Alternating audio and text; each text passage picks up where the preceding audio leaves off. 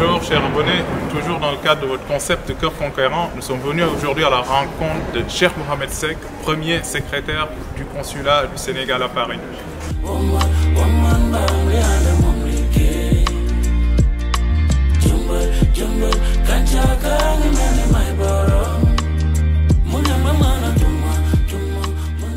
Bonjour Cheikh Mohamed Seck. Bonjour Wali. Merci d'avoir bien voulu nous accueillir au sein du consulat du Sénégal à Paris. Bienvenue. Tu es diplomate et premier secrétaire au consulat général de la République du Sénégal à Paris. Alors, ma première question, c'est pour le jeune qui nous suit, comment devient-on diplomate? Merci beaucoup Wali. Déjà, je suis heureux de vous recevoir chez vous, au consulat général de la République du Sénégal à Paris. Et pour devenir diplomate, cette première question est importante parce que je vais parler du contexte sénégalais. Pour devenir diplomate, il faut impérativement passer par l'École nationale d'administration, où il y a deux catégories de diplomates qui sont formés. Donc les diplomates chanceliers et les diplomates conseillers des affaires étrangères. Donc au bout de 2 ans de formation, on est affecté au ministère des Affaires étrangères et on commence à servir comme diplomate. Alors, on voudrait aussi que ce soit élargi à d'autres personnes qui ont les qualités de devenir diplomate, comme le font d'autres pays, parce que dans le ministère et au niveau des missions diplomatiques et consulaires, ces diplomates de la carrière sont appuyés par un personnel administratif d'appui. Et souvent, on y retrouve des individus qui ont des qualités aussi appréciables pour la diplomatie. Donc, nous avions un projet de création de l'Institut diplomatique qui faisait partie aussi des souhaits d'un grand diplomate comme Bruno Diatta, qui a voulu, aux dernières heures de sa vie aussi, créer l'Académie du protocole. Ça allait dans le même sens que l'Institut diplomatique, qui non seulement aurait participé à la formation continue des diplomates déjà, mais aussi ouvrir les portes de la diplomatie à d'autres talents, notamment qui n'ont pas eu la chance de passer le concours très sélectif d'entrée à l'ENA. Et du coup, quels seraient ces talents? Selon toi, quelles seraient les qualités qui feraient que des personnes puissent être diplomates? Vous savez, souvent quand une personne, même dans une famille, arrive à régler des problèmes de haute tension, on lui attribue des qualités de diplomate. Alors, la diplomatie aussi, c'est un métier très confidentiel. C'est pourquoi les diplomates n'ont pas le droit de dire les choses comme tout le monde les dit. Et un diplomate, c'est celui aussi qui est capable de connaître, de bien connaître un livre et de vous en dire que la première de couverture, ou tout au plus la préface. Donc les qualités intrinsèques de diplomate, c'est aussi des connaissances avérées sur la culture générale, la culture du monde, la connaissance aussi d'abord de son histoire, de l'histoire de son pays, de l'histoire aussi de la connaissance de ses origines, avant aussi de connaître le monde et les diversités qu'il y a dans le monde. Parce que c'est quelqu'un qui est appelé à aller à la rencontre du monde pour la défense des intérêts de son pays. Et voilà, entre autres, les qualités de diplomate qui peuvent être acquises de manière naturelle ou bien dans la formation qu'on a dans la famille. Mais surtout, d'autres formations aussi peuvent nous les attribuer, telles que les sciences politiques, les relations internationales, n'est-ce pas? Et surtout, les connaissances culturelles solides que certaines personnes ont au Sénégal, moi, que je vois comme de potentiels excellents diplomates. Et je retiens de notre échange que le diplomate reste ce haut fonctionnaire qui est amené à beaucoup voyager. Est-ce, selon toi, une contrainte? Oui, c'est plus une contrainte, hein, parce qu'au départ, vous savez, quand on est jeune, surtout dans nos pays, voyager est un avantage, hein, un privilège. Mais au départ, c'est bien, mais après, quand les voyages s'enchaînent, et que, par exemple, dans mon cas, si tu as des parents vieillissants, les laisser au pays, devoir voyager et de retourner un peu longtemps après, ça devient contraignant. Et surtout aussi, quand aussi on commence à construire, à bâtir une famille et que les enfants naissent, la stabilité des enfants n'est pas ce qu'elle devrait être avec les voyages et les déplacements des diplomates. Donc ça aussi, c'est de grandes contraintes, mais que le service rendu aux citoyens vaut carrément. Parce que je pense que servir le pays, servir ses concitoyens, il n'y a pas plus noble mission. Et quelles que soient les contraintes auxquelles nous sommes confrontés pour ce service-là, je pense que ça le vaut. Ça le vaut. Et quitte des enfants, aujourd'hui, est-ce qu'il y a un régime particulier pour les enfants de diplomates? Oui, les enfants des diplomates aussi bénéficient, c'est des ayants droit naturels, des immunités et privilèges du père diplomate quand il voyage, quand il est affecté dans un pays étranger. Cela aussi lui ouvre les portes d'une connaissance, de la connaissance d'une autre culture dès son jeune âge. Moi, je pense que ça, c'est quelque chose qui est avantageux. Mais derrière, il y a le changement de pays chaque 5 ans, chaque 2 ans, n'est-ce pas? Et pour la stabilité de l'enfant, ça peut être une contrainte. Mais quand même, nous avons un dispositif qui nous permet d'inscrire nos enfants dans chaque région du monde où nous allons dans une école française. Et ça, avec le système français, pourvu que l'école enseigne ses curricula dans la langue française. C'est lui permettre d'avoir une certaine continuité dans son cursus. Et vos partenaires de vie aussi sont très très concernés par ce changement récurrent de lieu d'habitation? Naturellement, naturellement. Et c'est pourquoi il est difficile, des fois il peut être gratifiant d'être l'épouse d'un diplomate, mais il est difficile aussi de l'être. Parce que si je prends l'exemple de mon épouse, par exemple, qui a laissé son travail à Dakar pour me suivre et qui ne sait pas à quoi s'attendre ici, et je pense que c'est de gros sacrifices que ces dames font à l'honneur de leur mariage et de leur mari. Et je pense que c'est quelque chose aussi à magnifier. C'est un lourd sacrifice pour elles. Un lourd sacrifice pour la nation. Quel serait ton message à l'endroit de ton épouse, mais également à l'endroit des partenaires de vie de diplomates comme toi? Je commencerai par les partenaires de vie des autres diplomates, leur dire que tenez bon et que vos maris sont au service du peuple sénégalais et qu'elles aussi sont au service du peuple sénégalais. En accompagnant quelqu'un qui va en mission, c'est comme accompagner un soldat qui va en guerre. Alors, tous les honneurs leur sont dus. Mais je vais terminer par mon épouse parce que je suis très heureux d'avoir l'occasion, je ne l'ai pas souvent, de la remercier. Et je pense que c'est quelqu'un qui comprend son rôle et qui soutient son mari dans tout ce qu'il entreprend. C'est une supportrice de tous les jours, malgré des fois le caractère turbulent de son mari qu'elle connaît. Mais voilà, je pense que c'est une dame d'une grande valeur. Et que je remercie avec ce passage-là. Un mari turbulent qui est au service de la nation sénégalaise. C'est pourquoi, depuis un certain temps, tu es le premier secrétaire au consulat général de la République du Sénégal à Paris. Alors, quelles sont tes premières impressions? Voilà, les premières impressions, c'est en fait, nous sommes affectés, nous venons du Sénégal, nous venons dans un environnement nouveau. Ce n'est pas forcément le même travail qu'on faisait au ministère des Affaires étrangères. Et que vous savez, dans les missions consulaires aussi, on est plus confronté à des difficultés que rencontrent nos concitoyens à l'étranger. Parce que l'aspect consulaire, c'est le pan technique du déploiement diplomatique. D'accord?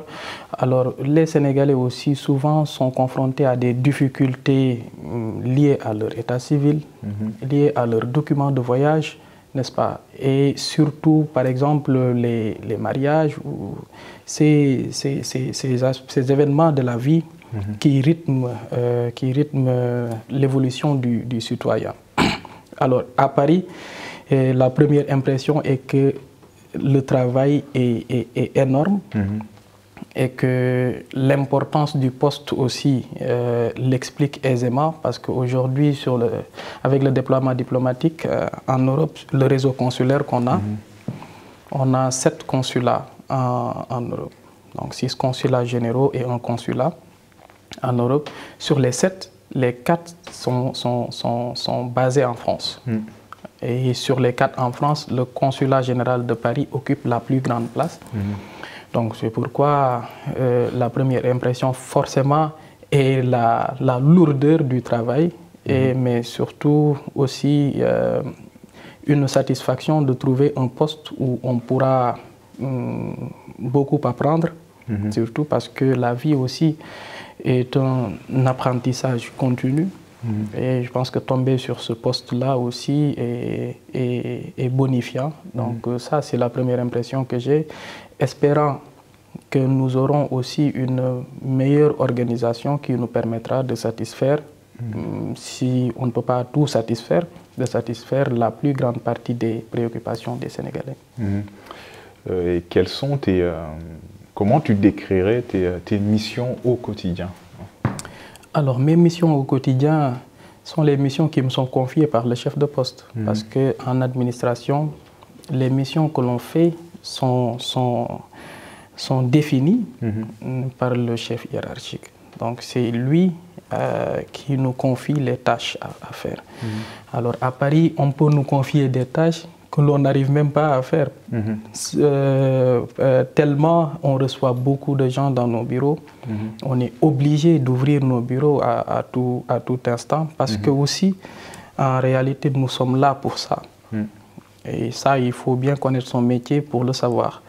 Et je pense que c'est aussi un honneur d'avoir la confiance de nos autorités pour des procédures aussi importantes que la délivrance des documents d'état civil, surtout. Parce que moi, je pense, si vous me le permettrez, une fenêtre, je pense que ce qui freine le développement de certains projets tels que l'accès à l'autosuffisance alimentaire, c'est que nous n'avons pas de bonnes statistiques. Parce que, par exemple, l'autosuffisance alimentaire est basée sur le nombre de citoyens à nourrir. Alors, si nous n'avons pas la population exacte du Sénégal, il sera difficile pour nous d'atteindre l'autosuffisance alimentaire. C'est comme dans une maison, ngay sóor. Boo xamul ñaata nit ñoo fi nekk doo mën a yekk lu doy ñëpp. Effectivement. Wala nga yekk lu ëpp. Wala nga yekk lu ëpp. Déjà, je pense que chaque fois qu'on a eu à définir une politique d'autosuffisance alimentaire, le premier aspect qui a bloqué cet élan-là, c'est la méconnaissance réelle de la population du Sénégal. On nous dit qu'elle est à 17 millions, mais en réalité, si on ne respecte pas la procédure de délivrance des actes d'état civil, combien d'enfants sont nés, et la numérotation surtout, parce qu'il y a le numéro d'identification nationale qui nous permet de sérier les naissances, de connaître combien de personnes sont nées telle année et telle année. Donc avec l'évolution, ça c'est un élément qui nous permet de jauger, n'est-ce pas, l'évolution de la population. Si on rate ces éléments-là, je pense que voilà, il nous sera difficile d'atteindre l'autosuffisance alimentaire et d'autres politiques publiques aussi qui sont basées sur ces statistiques. Pour revenir aussi à l'importance des missions que nous avons, par exemple, au-delà ou bien derrière le document qu'on signe et qu'on donne à notre concitoyen, il y a toute sa vie, de sa naissance à l'acte de décès. Donc tous les événements qui rythment sa vie sont déterminés par ces documents. Alors il faut une concentration et il faut aussi une rigueur dans l'établissement de ces dossiers-là. Et je pense que ça me donne l'occasion de porter le plaidoyer sur la dématérialisation des procédures de l'administration. Il est heureux d'avoir entendu le président de la République élu, à qui j'adresse mes félicitations aussi pour la confiance en lui placée par le peuple sénégalais. Il a parlé de la dématérialisation des procédures. En bon fonctionnaire et connaissant les contraintes de notre travail de tous les jours, je pense qu'il vient de réaffirmer, parce que ça a été dit avant lui, la vraie solution, la solution qu'on devrait beaucoup plus étudier et essayer de mettre en œuvre très rapidement pour que l'administration du Sénégal soit plus performante. Plus performante. Et quel serait ton message à l'endroit des concitoyens? J'imagine que tu fais face à des difficultés parce que tu es en contact avec les populations. Alors, qu'est-ce que tu dirais à Wally, ce jeune Sénégalais vivant en France, qui souvent a besoin d'interagir avec son consulat? La première chose, c'est d'aller vers l'information, la vraie. Parce que quand on est en face d'un service public, le service public a ses canaux de communication. Alors, pour le consulat général du Sénégal, nous avons un site internet, consulsenparis.gouv.sn. Et là, c'est le site où les informations communiquées peuvent être considérées comme les informations valables du consulat. Il y a un numéro standard sur lequel on peut appeler pour demander pour poser des questions. Alors, outre ces canaux, si on va chercher l'information ailleurs, souvent on vient au consulat avec des informations erronées. Ça, c'est un problème qu'on rencontre souvent. Et on appelle nos concitoyens à aller vers les vraies sources d'information. Ça leur permet de gagner du temps parce qu'ils ne seront plus confrontés au fait de venir jusqu'ici. On les renvoie pour leur dire qu'il y a tel ou tel document qui manque. L'autre problème, c'est d'ordre interne. Parce que, voilà, si nous avons des objectifs, il faut que nous ayons les moyens d'atteindre ces objectifs-là. C'est ce qu'on appelle les mesures d'accompagnement. Alors, on ne peut pas dire que voilà, on n'a pas les moyens. C'est normal que pour les pays comme le nôtre, qu'on soit confronté à certaines difficultés d'ordre financier, d'ordre matériel. Mais il y a un minimum qui permet aux agents de l'administration de mettre en œuvre la politique ou bien les politiques publiques dégagées par le président de la République. Alors sur ce plan-là, nous avons de vaillants fonctionnaires au Sénégal, très bien formés. Mais quand même, face à certains manquements d'ordre matériel, il est difficile aussi des fois d'établir le résultat escompté, de produire le résultat escompté plutôt.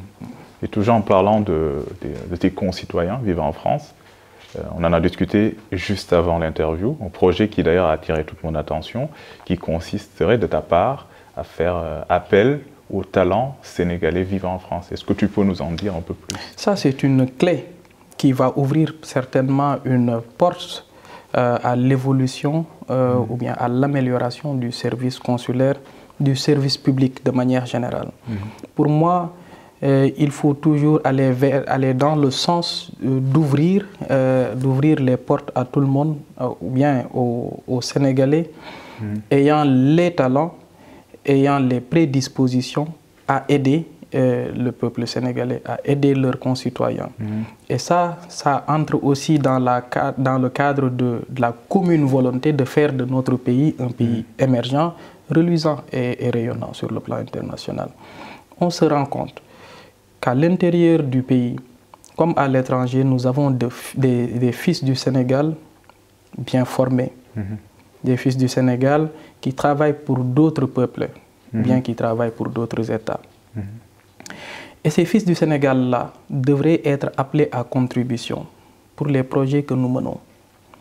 Par exemple, dans le cadre de la formation continue des agents, dans le cadre aussi de la création d'outils ou bien de la performance aussi des outils que nous avons déjà et qui concourent à l'amélioration du service public. Et dans plusieurs domaines, nous pouvons retrouver ici en France, c'est une communauté très qualitative. Nous pouvons retrouver des jeunes qui sont engagés à aider l'État du Sénégal, à aider la fonction publique aussi, à aller vers ces attentes-là. Et voilà, c'est des choses qui ne sont pas lointaines pour nous, qui ne sont pas impossibles à réaliser pour nous. Il faut que chacun y mette du sien. Et que c'est cet appel-là que je fais à la communauté et surtout aux jeunes, que j'appelle les gens, la génération d'idées, hein, pour reprendre cette expression de mes grands frères que j'apprécie beaucoup. Donc je pense que cette génération-là a le rôle, a la mission d'aller vers ces changements et d'attaquer les vrais problèmes surtout.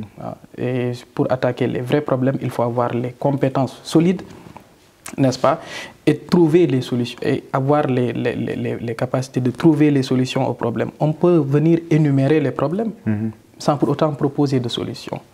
Donc ce que nous voulons, c'est ce que nous faisons tous les jours à l'intérieur de l'administration dans laquelle nous sommes, essayer de trouver des solutions à des problèmes réels qui sont là depuis 1960.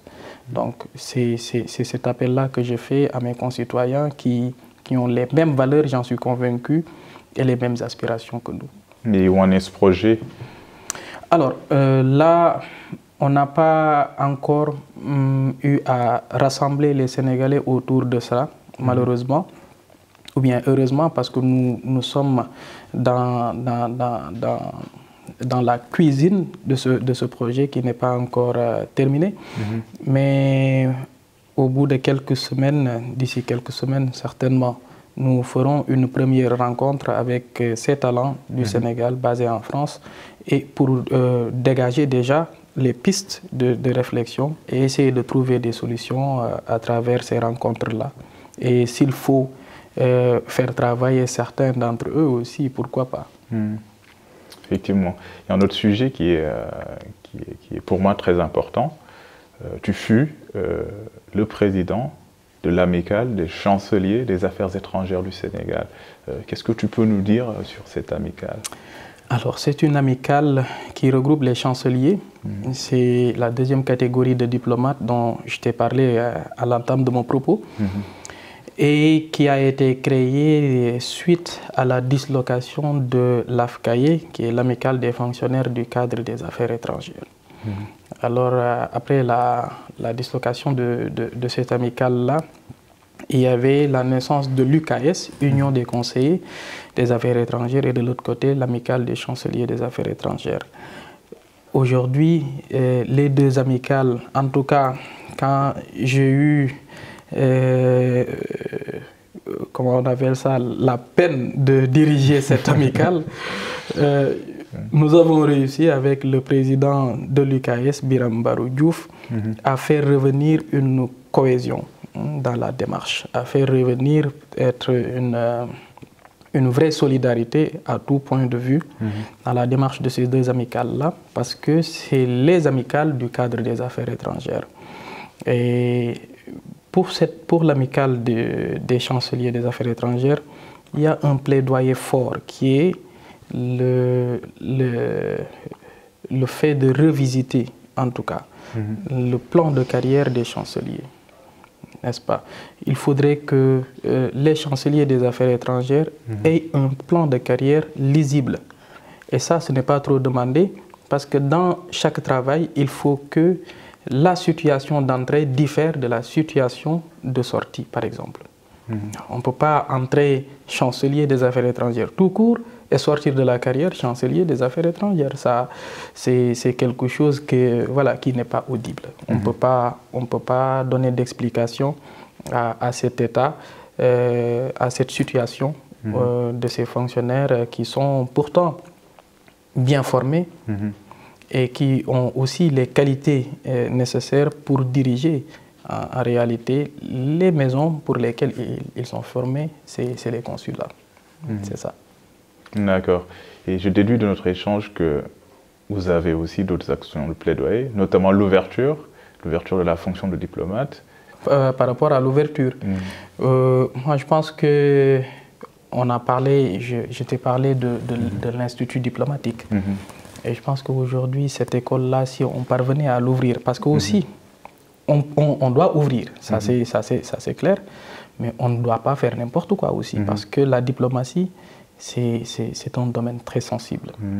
Parce que le diplomate ne peut pas, en réalité, dire une chose de la manière que les autres le disent.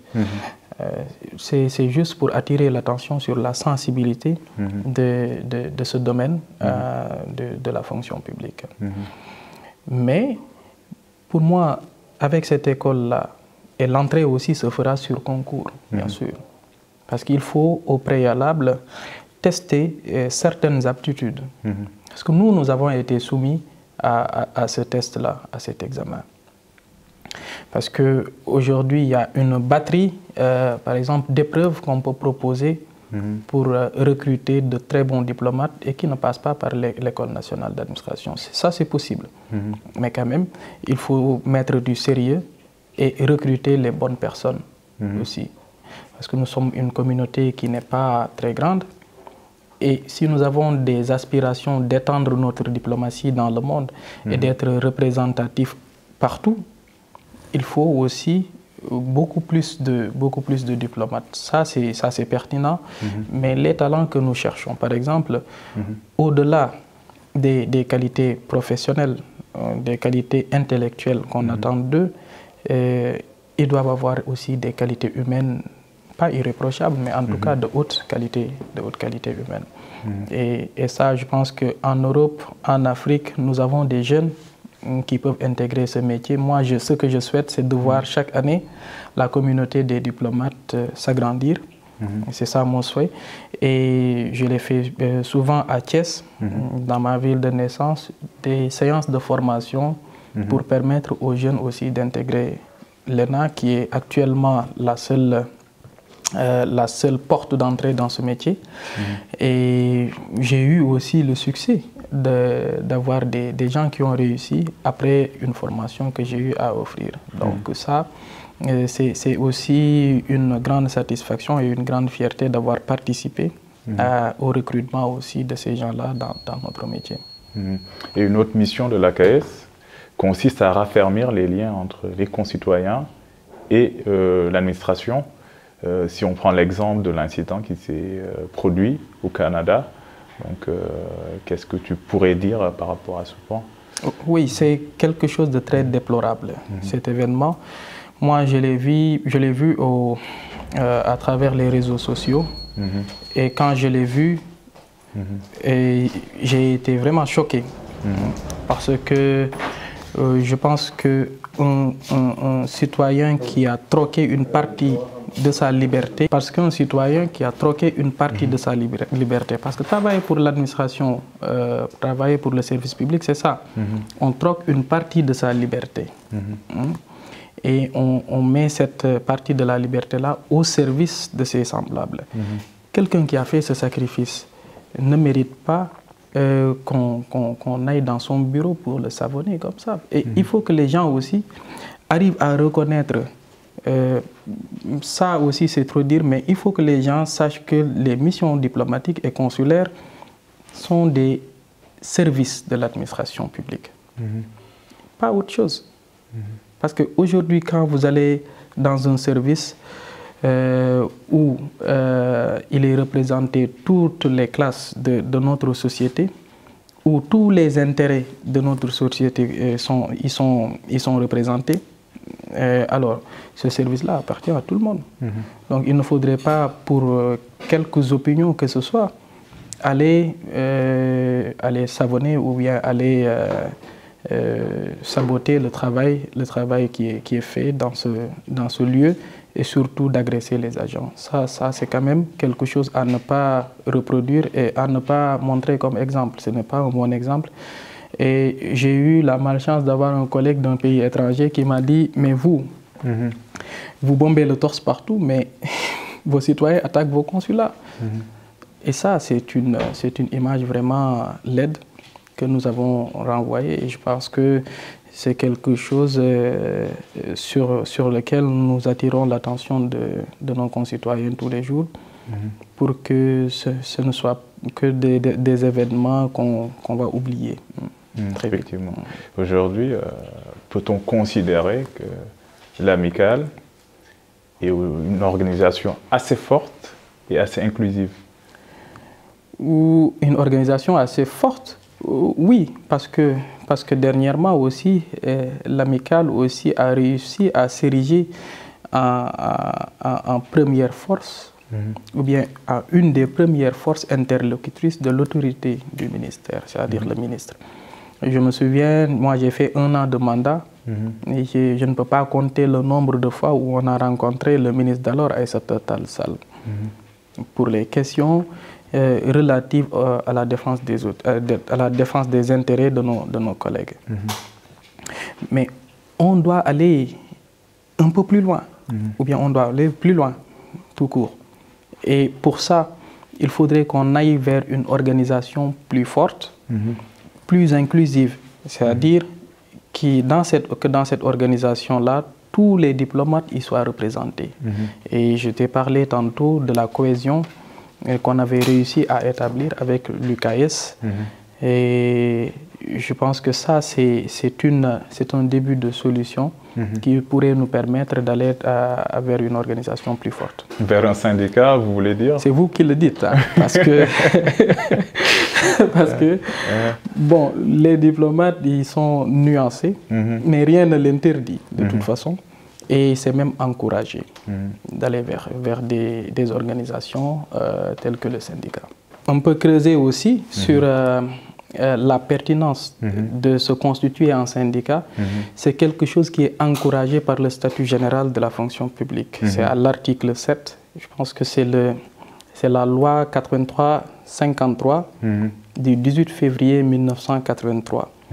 N'est-ce pas? Tous les alinéas de cet article-là reviennent sur les droits syndicaux que tous les fonctionnaires ont. Et ça aussi, il faut que les gens le sachent. Nous ne sommes pas un corps spécial, même si nous sommes régis par un statut particulier. C'est une nuance. Après, on va creuser dans d'autres émissions certainement. Mais nous avons l'obligation d'aller vers cette organisation pour atteindre, n'est-ce pas, les objectifs fixés par les collègues de la corporation. Merci, cher Mohamed Seck, d'avoir bien voulu nous accueillir. Quel serait ton mot de la fin?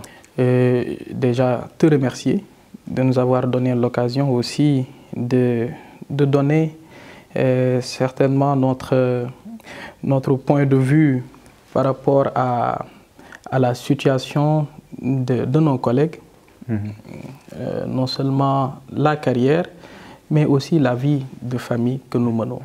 C'est très important des fois de discuter avec ses concitoyens, leur permettant de comprendre le travail que chacun fait. Cela établit une relation de confiance, et que quand les gens sont mieux informés de ce que nous faisons dans les services de l'administration publique, je pense que c'est quelque chose qui peut garantir en réalité une paix durable dans la collaboration entre administration et administrés. Et ça nous évitera aussi les événements malheureux que vous venez de nous rappeler, mais aussi de parler des réformes qu'il faut faire.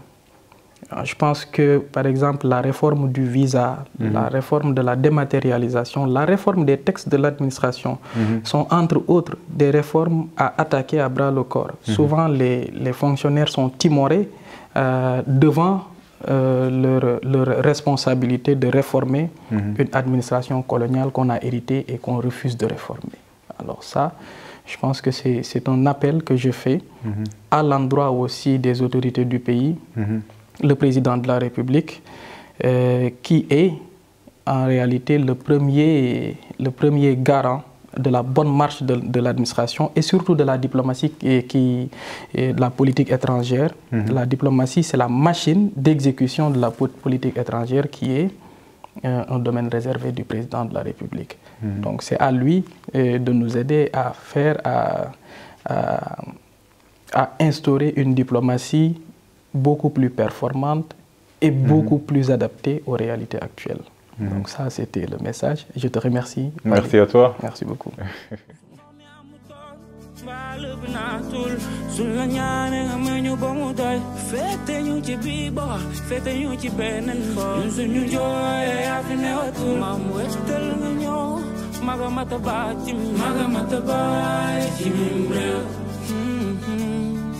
Mam dem na melni jofi mam boyo ku fi jaxle si mom ngay dellu si min bu ñu wété yow mi lañ gisul fi bu fu wét man yow la gisul mën na am lekkul te naanu waaye lu mu am bokk nda sa yoro tan